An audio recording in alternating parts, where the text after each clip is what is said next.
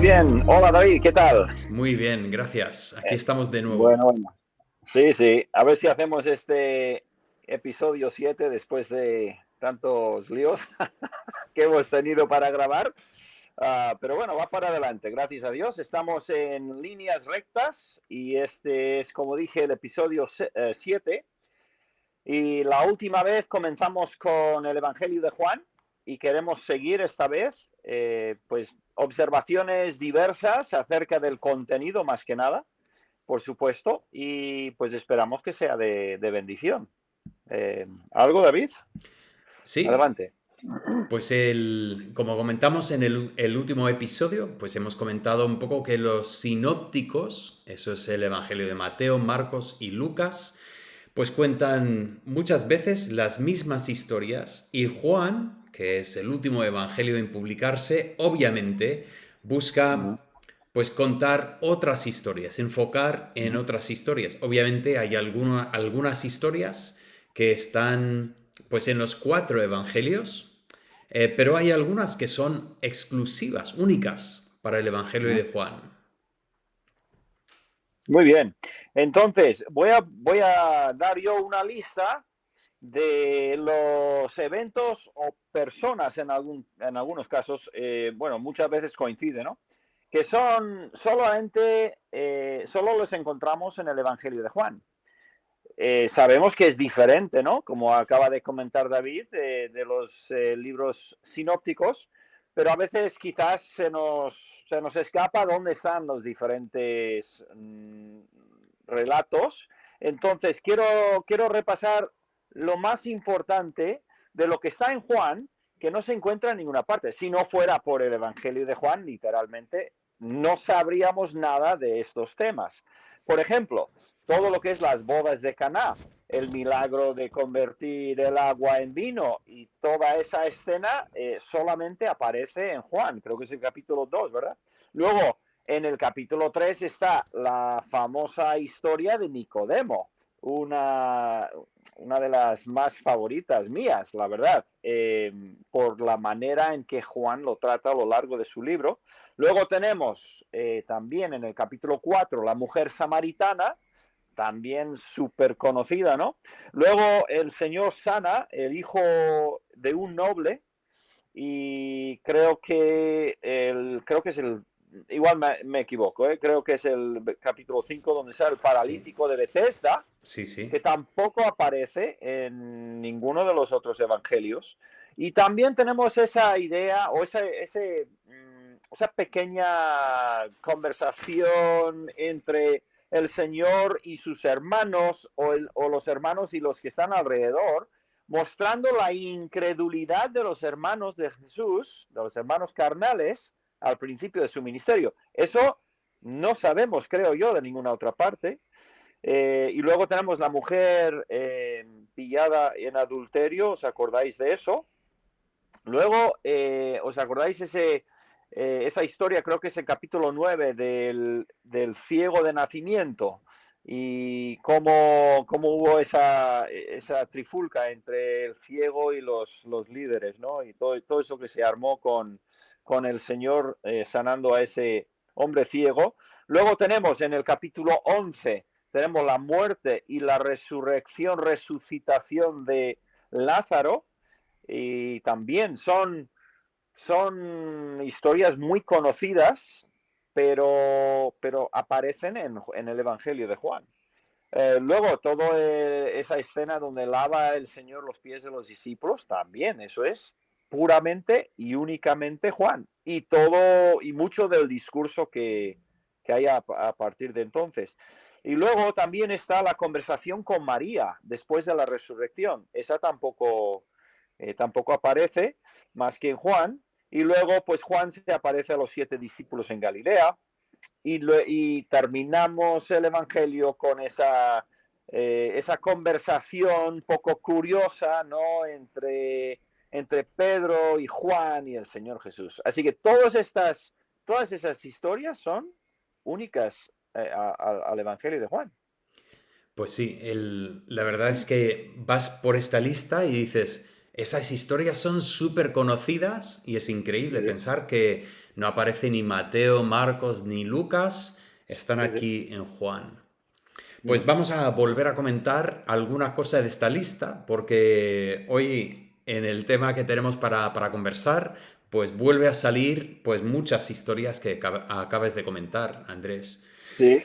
Pues bueno, en el último episodio nosotros hablamos un poco de Juan y comentamos el tema principal de Juan, que no podemos olvidar nunca, es el tema Ujú. de creer. Y si recordáis, Ujú. si no, se puede volver a ver el Eran vídeo. como 80 y pico veces, ¿no? Exactamente, una barbaridad de veces que aparece este verbo creer o el sustantivo, la fe, y comentamos pues ese tema que es imposible perder. Y luego, pues, ¿qué es lo que está pasando con el contenido? Bueno, es el Evangelio, es la historia de la vida, la muerte y la resurrección de Jesús, pero claramente Ujú. está todo enfocado en la necesidad de poner nuestra fe en Cristo. Así que Personalmente. comentamos esto, pero lo que dejamos pendiente la semana pasada era el tema de la estructura. Porque Ujú. una cosa es comentar, pues ese es el contenido, ¿no? Pero ¿y cómo está construido el evangelio? Está claro que pasa por lo mismo que los otros evangelios, la vida, la muerte y la resurrección del Señor, pero la estructura. Bueno, yo empecé a mirar diferentes estructuras y la verdad es que en cada libro parece que tienen su propia versión, su propia visión de la estructura. Bosquejo. Ujú. A mí me encanta Wiersbe, siempre es no sé, me gusta mucho su forma de Sencillo, pensar. sí. Suele ser sencillo, sí. Sí, sí. Él habla del periodo de consideración, los primeros 6 capítulos, el periodo de conflicto, los Ujú. siguientes 6 capítulos, y luego el periodo de clímax, empezando en el 13 hasta el 21. Pues bien, sobre todo si te gusta eso de los puntos que todos empiezan por la misma letra, pues una Pues ahí lo tienes. maravilla. Pues sí. MacArthur, pues él tiene 6 puntos en su bosquejo hablando de la encarnación del Hijo de Dios, la presentación del Hijo de Dios, la oposición al Hijo de Dios, la preparación de los discípulos por el Hijo de Dios, la ejecución del Hijo de Dios y la resurrección del Hijo de Dios. Lo que sí que me gusta de este bosquejo es ese enfoque en Ujú. el Hijo de Dios. Juan Ujú. usa la Sí. frase Hijo de Dios más que cualquier otro evangelio. Eso también es Ujú. importante resaltar. Pero Buen lo paso. que quería decir es que básicamente la estructura de Juan, un poco el libro está hecho en 2 partes. Entonces muchas veces los bosquejos pues se buscan más puntos que dos, pero lo que sí que vemos claramente es que tenemos los primeros 12 capítulos que va desde el principio, que comentamos, en el principio era el verbo, Ujú. hasta la resurrección de Lázaro, y Ujú. luego, en los capítulos 13 hasta el 21, pues lo que tenemos, bueno, o quizás debería decir, del 13 hasta el 20, tenemos pues la historia de Jesús en Jerusalén, empezando con su entrada triunfal en Jerusalén Ujú.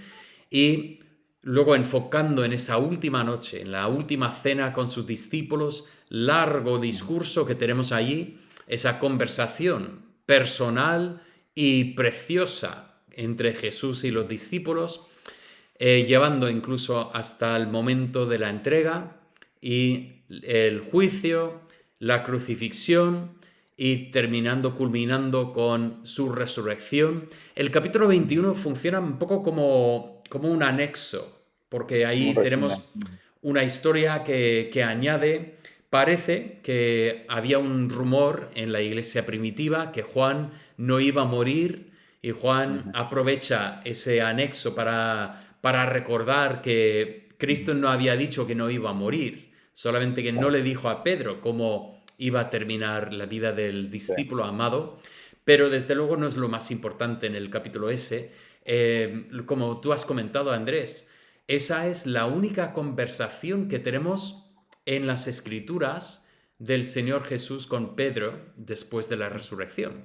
Así que Ujú. interesante. O sea, nos dice Sí. Corintios que apareció primero a Pedro, pero nadie Ujú. nos cuenta esta primera Claro. aparición, pero tenemos Sí. esta. Y a mí me encanta esa. Igual Ujú. comentamos esto en otro episodio porque es Sí, digno igual sí. de Sí, porque comentar. merece tener el tema. Lo que yo veo entonces con esa manera de ver Juan, dividiéndolo en dos, es que la primera mitad cubre muchísimo tiempo y la segunda mitad poquísimo tiempo. Correcto. Cuestión de semana y pico, ¿no? Uh -huh. Correcto, correcto. O sea que, Entonces, quería comentar sobre la primera parte porque hay algo para mí que es muy interesante de la primera parte. Y empiezo con el versículo 5. El versículo 5 dice así, la luz en las tinieblas resplandece, recordáis que en el principio era el verbo era con Dios y el verbo era Dios, y luego dice, esa luz ese verbo era la luz de los hombres. Entonces, dice, la luz en las tinieblas resplandece, y luego dice, y las tinieblas no prevalecieron contra ella. uh -huh. Si miras otras versiones, cambia un poco la traducción. En la 1909, la versión antigua, dice que la luz resplandece en las tinieblas, mas las tinieblas no la comprendieron. Y eso llama Uh la -huh. atención. ¿Cómo que no comprendieron? Uh -huh. Pero lo que está pasando es un pequeño juego de palabras en griego. En griego la palabra es como el verbo, yo voy a aprovechar el castellano que funciona más o menos igual. Se puede hablar de captar algo. Claro, se Uh -huh. puede captar algo de manera física, pero también se puede Capturar captar también. algo mentalmente. Y me Uh -huh. encanta este versículo porque dice que la luz estaba resplandeciendo en las tinieblas, pero las tinieblas no es capaz de captar.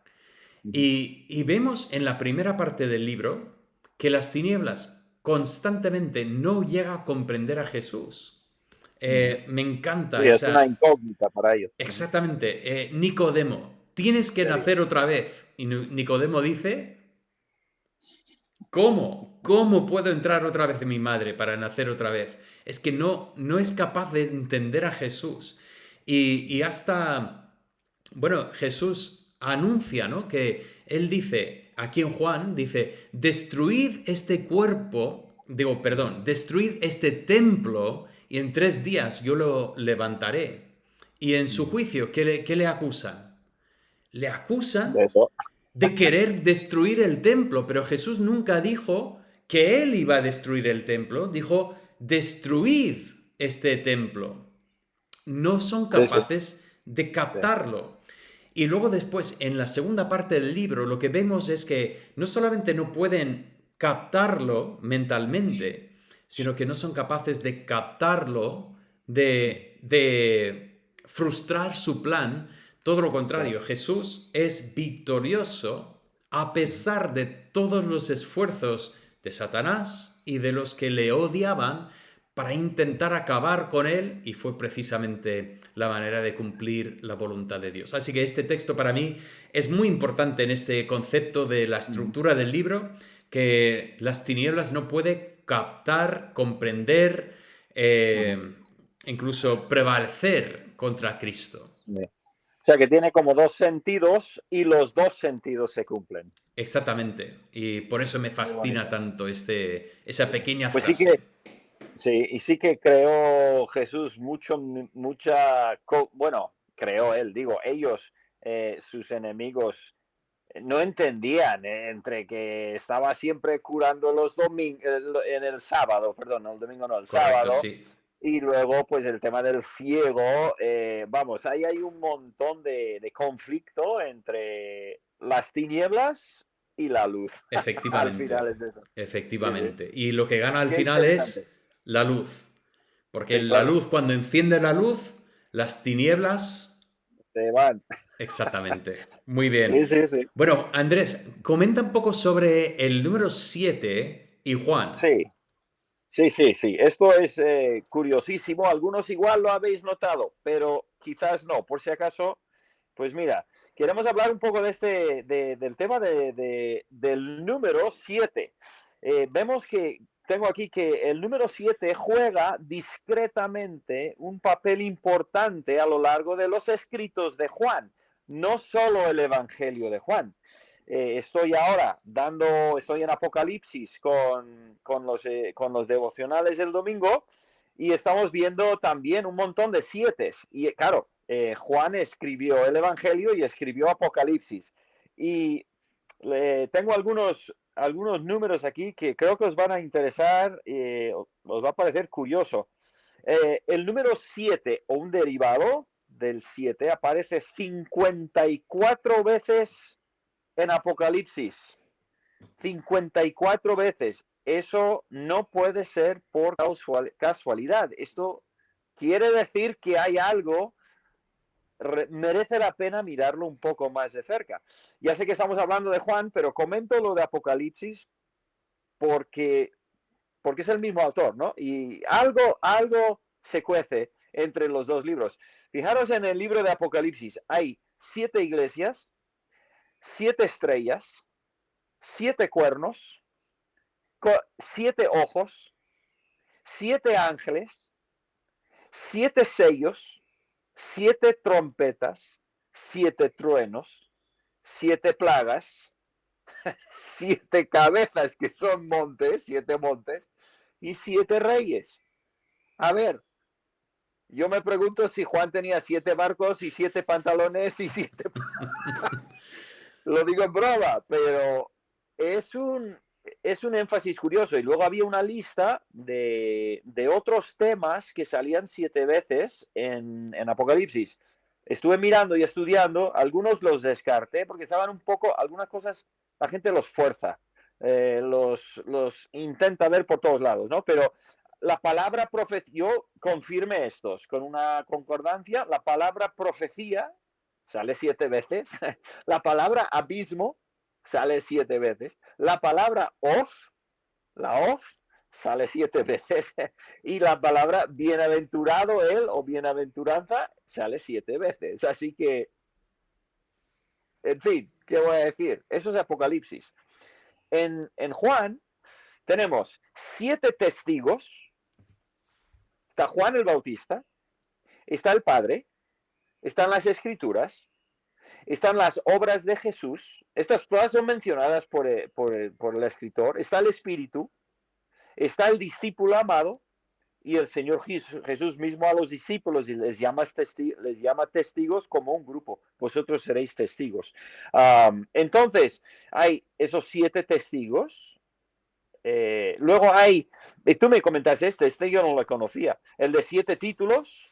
En el primer capítulo, después de que Juan el Bautista dice, he aquí el Cordero de Dios, primer título, hay 7 títulos hasta el final de ese capítulo, que es un final de capítulo lógico, porque luego empiezan las bodas de Caná, ¿no? Entonces tenemos el Cordero de Dios, el Hijo de Dios, Rabí, Mesías, Jesús de Nazaret, Rey de Israel y Hijo de Hombre.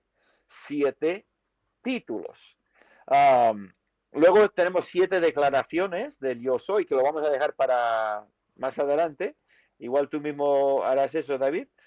Luego hay quienes dicen que hay 7 fiestas. Yo miré aquí, me parece un pelín forzado, pero os los doy tal cual. Está la Pascua en el 2, está el Purim o Pentecostés, que no saben exactamente cuál es, en el capítulo 5, luego está la Pascua otra vez en el 6, la fiesta de tabernáculos en el 7, el gran día del tabernáculo en el 7, la fiesta de dedicación en el 10 y la Pascua otra vez en el 11. También se puede ver ahí, pues parece que hay 7 fiestas. Si nosotros Luego, comentamos esto en el último episodio, porque comentamos un poco el enfoque que tiene Juan en las fiestas, sí. porque le lleva otra vez a Jerusalén. Entonces, bueno, es interesante efectivamente que, bueno, si contamos el 7.2 y el 7.37, sí, pero bueno, otra cosa. curioso, sí, interesante, Sí. sí.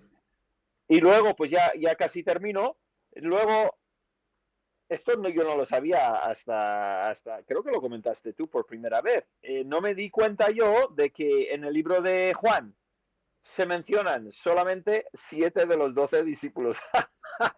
Yo no sabía eso. Se menciona Andrés, Simón Pedro, Felipe y Natanael, todos esos ahí al principio. Luego Tomás y los 2 Judas. 4, 5, 6, 7. Toma ya. Y no dice nada de los 12. Quizás por eso Juan nunca nombra a sí mismo, siempre se queda como el discípulo amado Igual, sí, para no ser porque él el no está 8. ahí, claro. Luego alguien dijo que había 7 preguntas sobre su divinidad, eso no lo he estudiado, no sé, ahí podéis vosotros mirar a ver. Alguien, decían también que había 7 divisiones que ellos veían en la Biblia: la ley, los profetas, los escritos o los salmos, los evangelios y hechos, las epístolas generales, las de Pablo y el libro de Apocalipsis.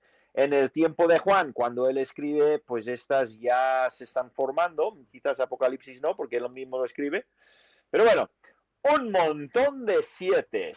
Y el número 7 tiene esa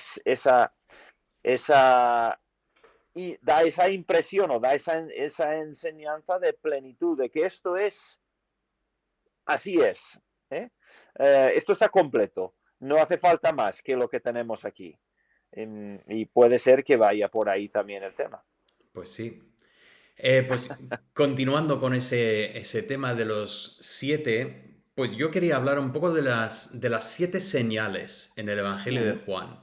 Y entonces, bueno, ya algunas de estas señales ya se han comentado porque Andrés estaba comentando, pues, historias que nos cuenta Juan que no aparecen en otros Uh-huh. evangelios. Y la verdad es que muchísimas de estas señales aparecen aquí en Juan. Ahora, quiero aclarar eso. Cuando hablamos de esto, no estamos hablando de que Jesús hizo 7 milagros. Juan claramente menciona muchísimos milagros que hizo Jesús. En la conversación con Nicodemo, Nicodemo confiesa, dice, nadie podría hacer las señales que tú haces si no está Dios con él. Pues Uh-huh. nos preguntamos, ¿qué hizo Jesús? Pues no tenemos un registro claro de lo que hizo Jesús, que son estas señales que Nicodemo dice. Tenemos también en el capítulo 2, ya comenta algo sobre las señales que hacía Jesús. O sea, Juan reconoce que hay muchas señales, pero Uh-huh. es interesante notar que en el capítulo 2 cuenta la historia de Caná, de la boda de Caná, y cuando termina la historia en el versículo 11 dice, este principio de señales hizo Jesús. Ahora, Uh-huh. principio de señales. Juan está llamando la atención de que ese milagro de alguna manera es diferente, es distinto. Inició Eh, algo.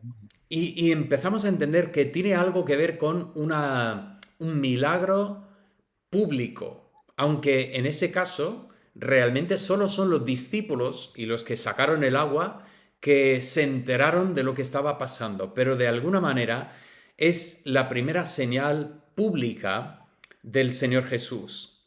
Bueno, en el capítulo 4 cuenta la historia del hijo del noble. Este es el caso Uh-huh. en que Jesús desde la distancia sana al hijo del noble, ni tiene que acercarse para imponer la mano o hacer algo así. Y terminada la historia, ¿qué dice el texto? Esta segunda señal hizo Jesús. O sea, dice, esa la primera, esa la Nos está segunda, pidiendo contar. nos está incitando a contar. Y ya dada la información que Andrés nos ha dado, pues ya sabemos cuántas señales va a haber. Va a haber 7. Pero es un poco complicado porque si seguimos contando, bueno, en el capítulo 5 Jesús sana a un hombre cojo. Es una historia muy interesante en un episodio futuro, no muy lejano, Dios mediante. Vamos a comentar un poco sobre el texto de esta historia, Uh-huh. que es muy importante. Pero Jesús sana, por cierto, en el versículo 2 comenta que le seguía gran multitud porque veían las señales que hacía en los enfermos. O sea, Juan nos está preparando para otra señal. Uh-huh. Luego después en el capítulo 6 tenemos la alimentación de los 5.000, que por cierto, esa es la señal que tenemos en los otros evangelios. Uh-huh. No, esa no es exclusiva para Juan, pero una vez más, en el versículo 4 dice, viendo la señal que Jesús había hecho, o sea, es una señal. Ahora, aquí está el tema. En el capítulo 6, versículo 16, nos cuenta la historia de cómo Jesús anda sobre el agua. ¿Es una señal? Bueno, es interesante notar que esta no, en ese contexto no menciona ninguna señal Y obviamente era una situación en que solo lo vieron los discípulos. Entonces, esta no la voy a contar, voy a saltar esa y continuar. Algunos sí que cuentan esa, ¿vale? Pero ahora explicaré también por qué y por qué no. Bueno, en el capítulo 9 tenemos la sanidad del ciego, el que es ciego de nacimiento. Y como tú has dicho, Andrés, una historia súper, súper interesante, porque además no termina en el capítulo 9, continúa en el capítulo 10. Y bueno, Claro, con fantástico las cuando, enseñanzas. cuando Jesús cambia la vida de este hombre, no solamente porque le da la vista, sino porque le transforma la vida. El capítulo 11 tenemos la Y ahí resurrección. también, y ahí también tienes aquí que comenta sobre las señales en el versículo 16. Exactamente. O sea que ¿Cómo Juan puede un sigue hombre sacando pecador ese tema. hacer estas señales? Correcto, Ujú. sí.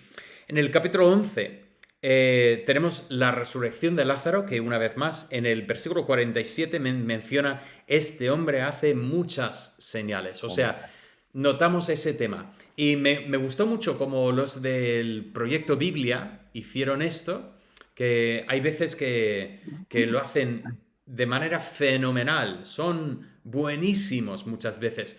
En este vídeo sobre Juan, si lo ves, cuidado con el tema del autor que establece como una división entre Juan el apóstol y Juan el anciano y bueno, abre la puerta allí No a lo he visto, unas teorías liberales cierta crítica. que no Ujú. tampoco son edificantes. Pero bueno, allí lo hace muy bien. Dice, mira, estas 6 señales están ahí y nos están preparando para lo que vendrá al final. ¿Cuál es la última gran señal del Evangelio de Juan? Bueno, Andrés, comentamos que efectivamente Jesús permite que los discípulos tengan otra pesca milagrosa. Ujú. Pero una vez más, es para ellos. Es Pero solamente para ellos.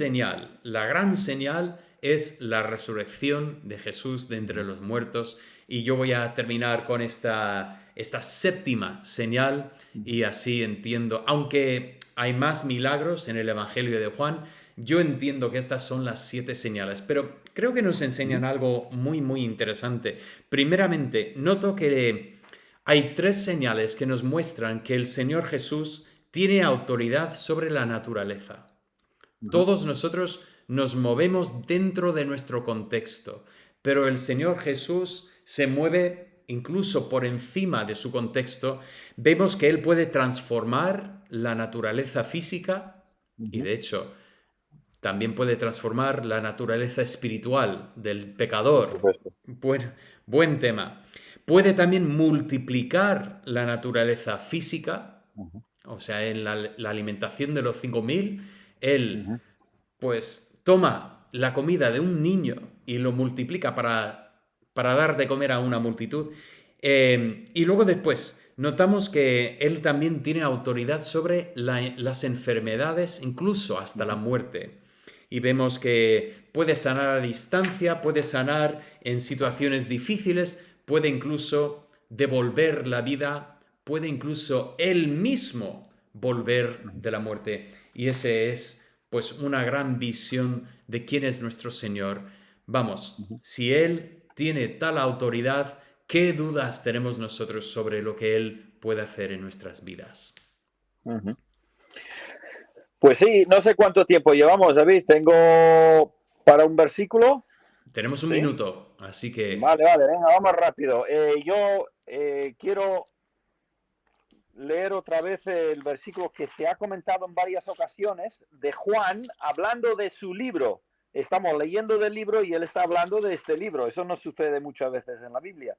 Son 2 versículos. Hizo además Jesús muchas otras señales, ahí sale ese tema otra vez, en presencia de sus discípulos, cuales no están escritas en este libro, pero estas se han escrito para que creáis que Jesús es el Cristo. Bueno, a mí lo que me fascina de verdad de este libro y de Apocalipsis, es que en Hechos 4:13, los enemigos de los discípulos de Juan y Pedro dicen, estos señores son del vulgo, son idiotas. Y usando el término original, son gente que no tiene estudios de ninguna, son pescadores de Galilea y sin embargo, Juan es el autor humano de una obra maestra como lo que estamos viendo. Y para mí eso es simplemente enseñar y mostrar la maravilla del milagro de la inspiración del Espíritu Santo que a través de un instrumento tan sencillo como Juan produjo una absoluta maravilla, que es el Evangelio de Juan, por no decir los demás. Amén. Así me quedo con eso, una obra maestra. Eso sí, pues esperamos que pues esos comentarios sobre el Evangelio de Juan os incite a volver a leer, a entrar otra vez, a estudiar y que sean de bendición nuestros comentarios. Si tenéis preguntas, os invitamos como siempre a escribirnos, veréis el WhatsApp al final y nos encantará recibir vuestras Incluso también, preguntas. también comentarios, ¿verdad? Que También si comentarios alguna en el cosa... mismo vídeo se puede hacer y estamos aquí para disfrutar juntos hablando de la palabra de Dios y Amén. también pues ser de bendición a vosotros en vuestro caminar espiritual. Bueno, si te parece Andrés, oramos rápidamente y damos De por acuerdo, concluido este programa. Muy de bien, acuerdo. oremos. Yo sé de uno que ha disfrutado, yo. Eso, Adelante. eso. Bueno, ya somos dos. Perfecto. Sí. Padre Santo, damos gracias por tu palabra, damos gracias por el Señor Jesús, por lo que vino a esta tierra para hacer, no solamente para sanar a unos cuantos en esta tierra, sino vino para proveer una salvación eterna para todas las familias de la tierra.